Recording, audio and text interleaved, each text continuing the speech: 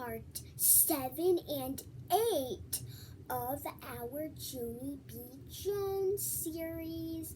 So, notice anything different today? I am back in my normal spot.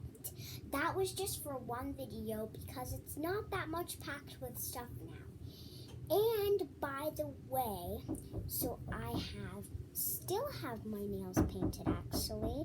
And as I told you, they're purple for Easter. And also my feet too. If you guys want to see those again when I get down. Oh my gosh, why is she knocking on the door? Oh, phew, she left.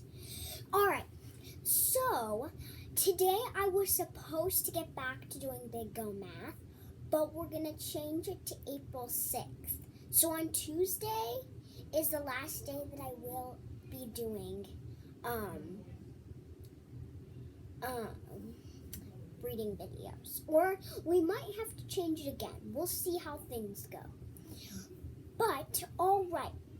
So remember last time Junie B put on that itchy and hot Easter Bunny costume, and we still couldn't find out who found the golden egg. And I think we might be able to finish this book before Easter, because I would have been very, very sad if we didn't, because this is one of my second top out of my 5 favorite books, especially because Easter is coming up this Sunday. And tomorrow is the day before Easter. Don't forget to throw out carrots for those Easter bunnies out there. But, alright, let's go ahead and get started. Alright, it looks like I don't have to move you guys today. Let me move you guys just a little bit more back. Perfect. You could actually see my whole face now. Oh, looks like I'll have to answer it.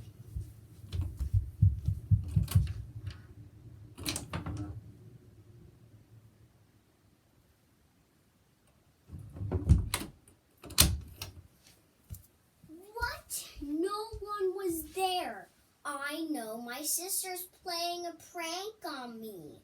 Whenever I try to answer the door, she just leaves, so it wastes my time. I have a perfect idea. Looks like I'll have to come and answer it. Aha! That does the trick. And that's what winking is, like I told you yesterday.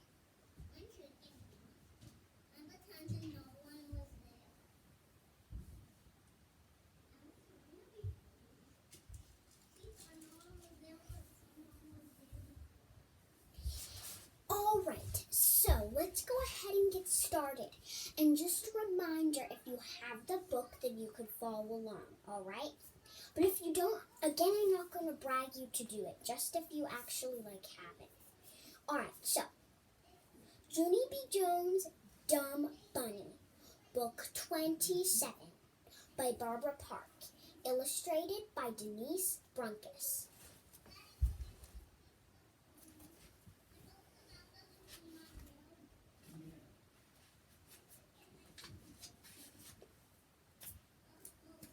Chapter 7, Polite Rules. I looked down at myself. My bunny feet were bigger than clown feet. Also, my ears were floppish, and my bunny hands looked like giant paw mitts. I held them out in front of me. I could take a pie out of the oven with these things, I said. Lucille skipped around me and clapped. Yay, yay, yay! We have a bunny! We have a bunny! She sang real happy.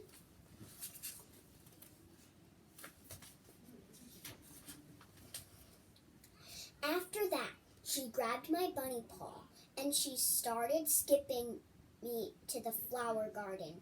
Only too bad for me, 'cause skipping with giant bunny feet does not actually work that good.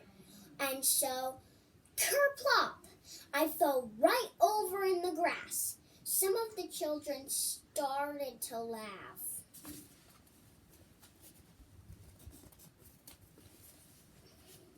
Lucille shooed them away. Then she quick hurried to pick me up. Only her dress started to get wrinkly, and so she dropped me in the grass again, and she smoothed her skirt very neat. Plus, also she fluffed her hair, and she shined her shoes. After that, she yelled to her daddy real great.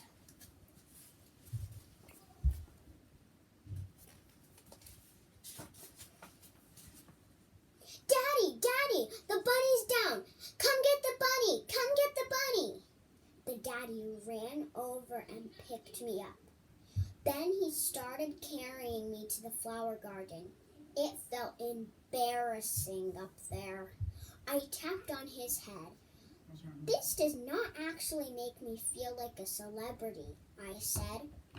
The daddy kept on going. I tapped on his head again. No one actually carries Santa, I said. Just then, we got to the flower garden. The daddy put me down, and he showed me the photographer. His name was Bud. Bud sat me in my bunny seat, and he arranged my floppy ears.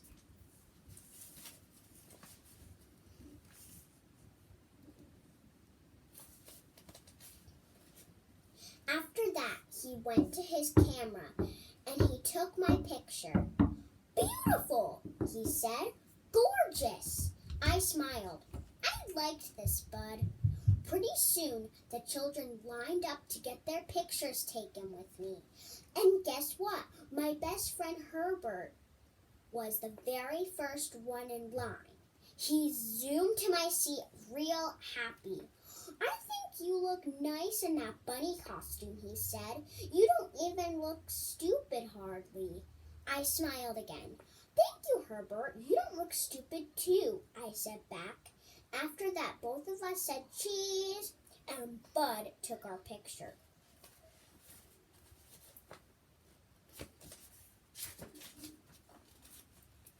Liney came next. Then after Liney came Joe's, and after Joe's came Shirley, and after Shirley came all of the other children in room 1, except for not May. Instead, May sat in the grass all by herself because she was not a celebrity, of course. I said cheese 1,000,000 times. Bud kept on saying beautiful and gorgeous to me. I felt very free inside. I am an excellent celebrity, I told him. I am making these children's day. Bud laughed. I do not know why. Finally, all the pictures got taken. Bud shook my paw mitt goodbye. I will miss him.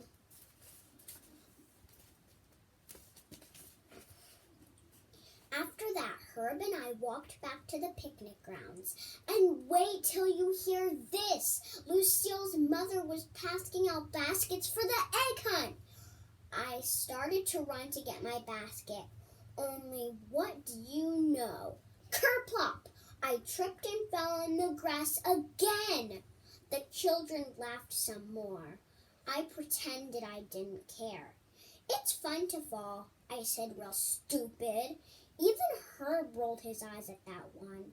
Lucille's mother helped me up and gave me a basket. I looked at her very upset. Yeah, only how am I supposed to hunt for eggs in these big giant bunny feet, I said. I can't even run in these clumsy.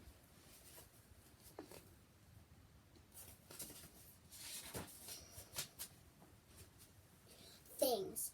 Plus, also I can't tackle or scruffle. The mother looked shocked at me.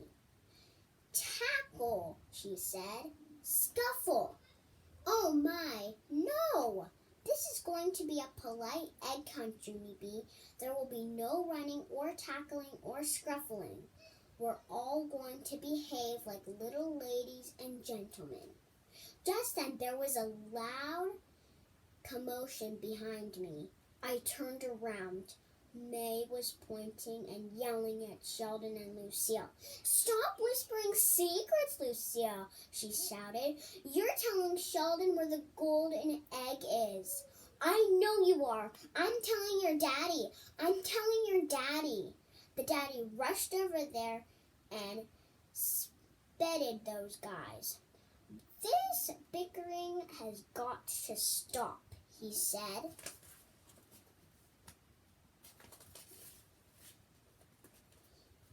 "If you three can't behave yourselves, you won't be hunting for eggs at all." I smiled at that comment. That would be a nice development, I thought.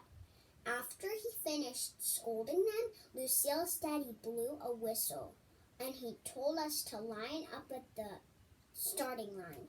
Everyone zoomed past me. I lifted my feet and stepped real careful. Then finally I got there, and the daddy started telling us the egg hunt rules. "Rule number 1, he said, no running. Rule number 2, no pushing, pulling, or grabbing. Rule number 3, no trampling the flowers and plants. And finally, rule number 4, do not go anywhere that is roped off."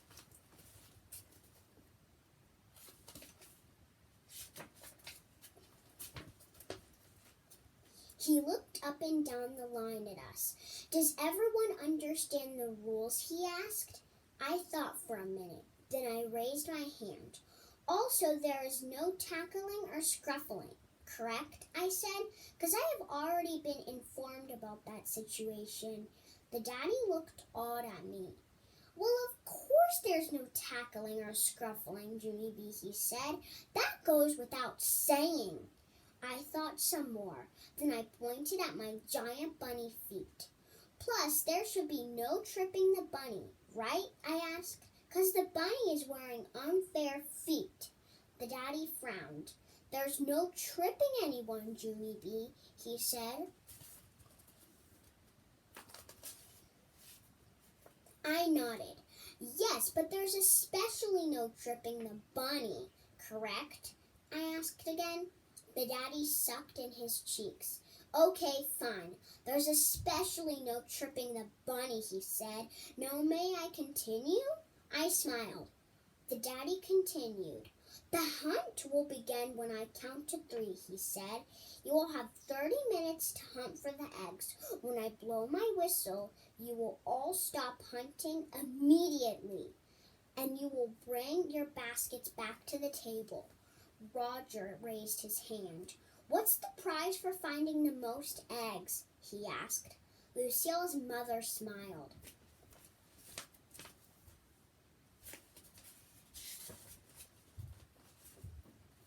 Then she held up a big wad of flowers. "The person who has the most eggs will receive this beautiful bouquet for his or her mother," she said.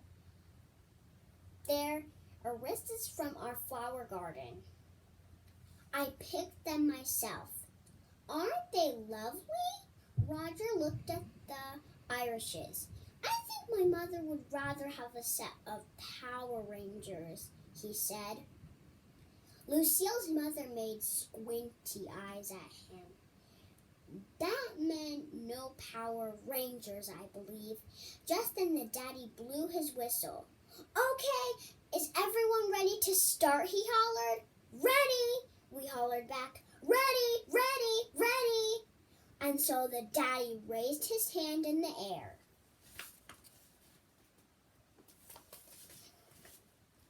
And 1, 2, 3. The egg hunt was started.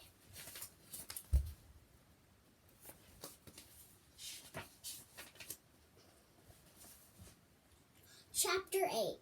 Swooping. The children ran. They ran everywhere, I tell you. They ran to and fro and up and down and back and forth and here and there. Also, Roger ran sideways and Liney ran in a circle. I watched them very fascinated. Some of the children were tackling and scruffling. Sheldon went through a shrub. That's when Lucille's daddy blew his whistle again.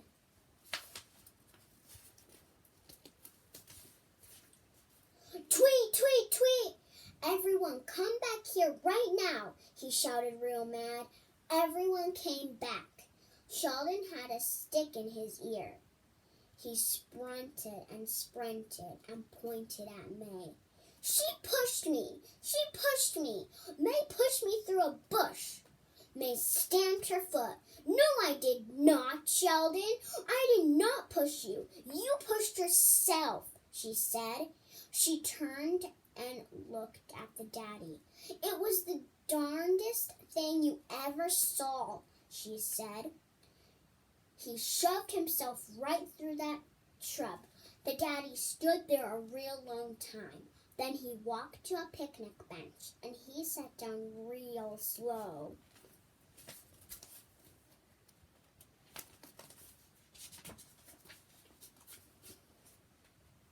And he hit himself in the head. I went over and tapped on him. I would just like to point out that the bunny did not run, I said. The bunny was the only one who walked. May overheard me. That's because the bunny can't run, or the bunny falls down, she called. The bunny should not get credit for that. The daddy hit himself in the head again. I walked back to Herbert. He looked kind of worried. The daddy is coming unglued, he said. I nodded. Yes, I said, the daddy is going to need backup, I believe. Backup is the grown-up word for the police might need to come, possibly. And guess what? Me and Herb were not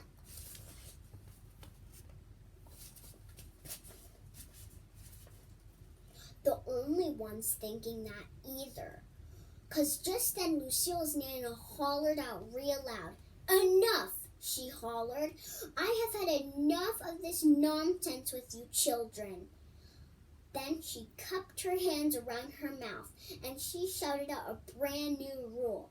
It was called, if there's any more running or fighting, she is going to call the cops. All of the children did a loud gulp. I looked at Herbert. That new rule seems a little harsh, I said. Only guess what else? The new rule worked, I think, because pretty soon the Nana started the egg hunt again, and this time no one ran at all.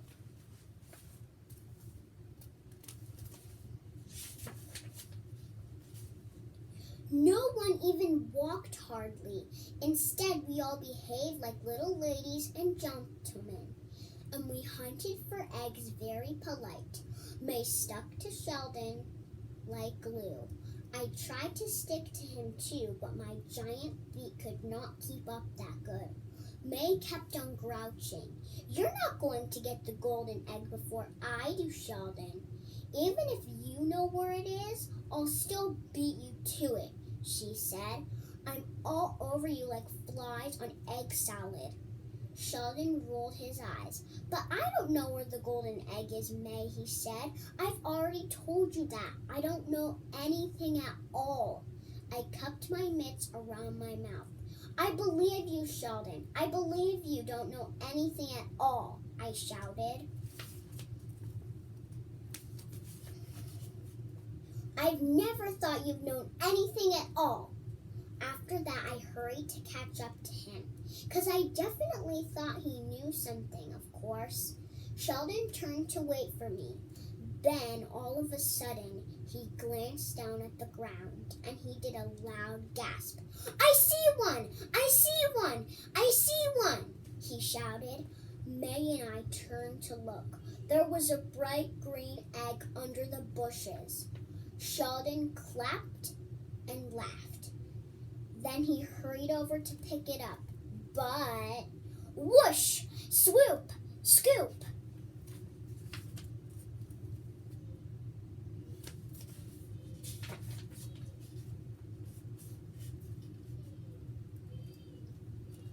May ducked underneath him speedy fast, and she picked it up instead.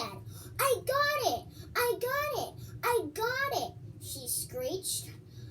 Then she put the egg in her basket and danced all around. Sheldon's face got splintery mad, but before he could even yell at her, he did another gasp. "I see one! I see one! I see one!" he shouted even louder than before. Then he clapped his hands and he laughed real happy. Then he hurried over to pick it up. But whoosh, swoop, scoop, May beat him to it again.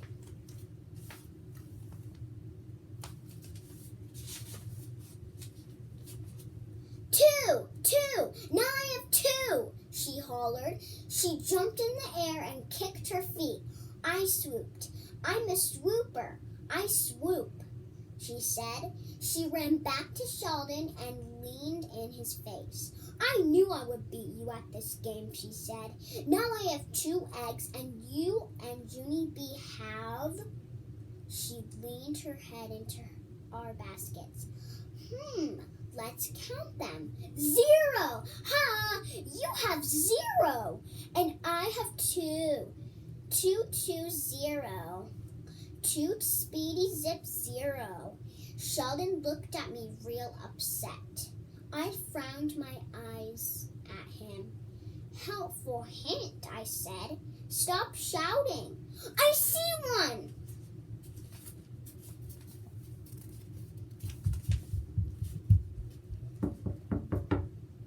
Sheldon pointed at his magic egg shirt.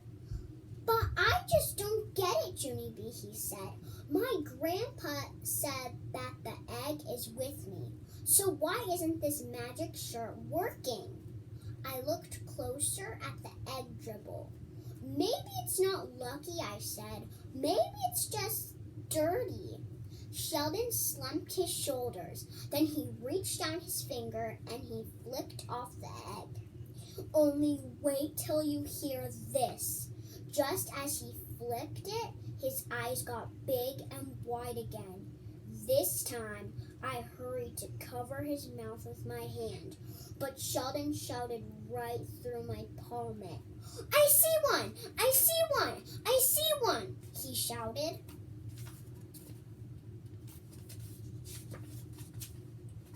Then before he could even move his feet, whoosh!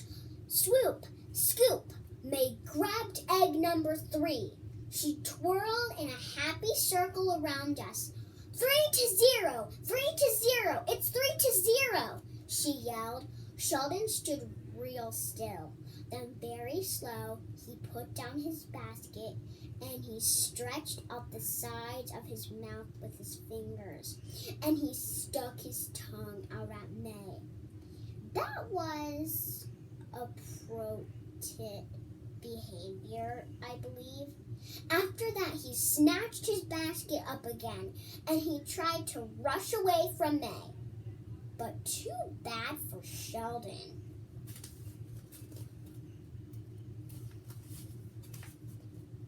Because May stayed right exactly on his heels.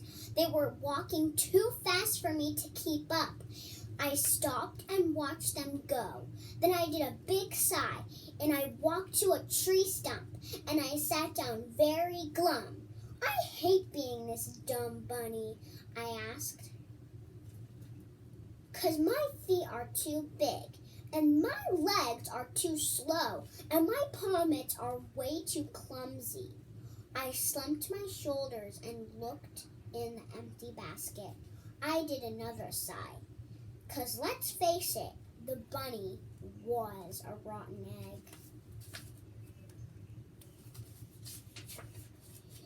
Alright, so that is the end of chapter 7 and 8, everybody. And I'm still very sad because they still didn't show who found the golden egg. I'm really, really sad. But hopefully in our last 2 chapters that we will find out. But we found out that the Nana, Lucille's Nana, said that she would call the cops because they were being so loud and noisy. And May found 3 eggs. May found a lot of eggs, and May is a little bit mean, I would say. So we'll see if Sheldon, Lucille, and Herbert, and Liney, and Jamal, and Chanel, or if that bunny, Junie B. Jones, is going to find an egg. But we are going to find out in a few hours or a few minutes. So I will see you again, everybody, after lunch or after when I see you again. But until I see you guys, stay safe and healthy. Bye-bye.